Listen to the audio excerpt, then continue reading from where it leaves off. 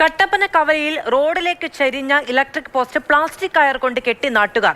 Bypass റോഡിന് സമീപത്തെ electric പോസ്റ്റാണ് പ്ലാസ്റ്റിക് കയർ ഉപയോഗിച്ച് കെട്ടി നിർത്തിയിരിക്കുന്നത്. ഇലക്ട്രിക് പോസ്റ്റ് മാറ്റി സ്ഥാപിക്കും ഉള്ള നടപടി KCB കൈക്കൊള്ളുന്നില്ല എന്ന പരാതി വ്യാപകമാണ്. നിതിൻ തോമസ് വിവരങ്ങളുമായി ചേരുകയാണ്. നിതിൻ, അപകടാവസ്ഥയിലാണോ ഇലക്ട്രിക് പോസ്റ്റ്? നാട്ടുകാർ എന്താണ് പറയുന്നത്? KCB കണ്ടില്ലേ? മധു, മാസങ്ങളായിട്ട് ഈ ഇലക്ട്രിക് പോസ്റ്റ് ഇത്തരത്തിൽ പ്ലാസ്റ്റിക് കയർ ഉപയോഗിച്ച് പ്രദേശവാസികൾ കെട്ടി നിർത്തിയിരിക്കുകയാണ്.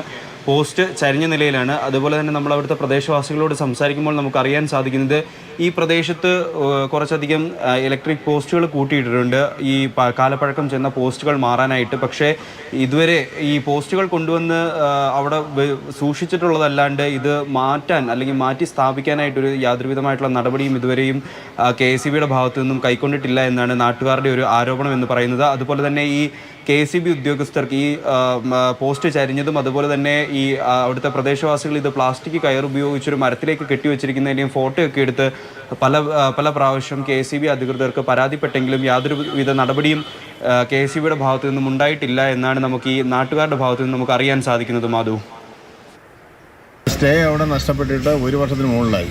പല പ്രാവശ്യം വിളിച്ച് പറഞ്ഞ് വർക്ക് ചെയ്തില്ല.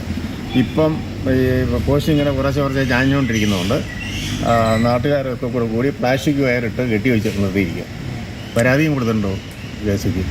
ഇതുവരെയും ആയിട്ടും യാതൊരു നടപടിയും സ്വീകരിക്കുന്നില്ല.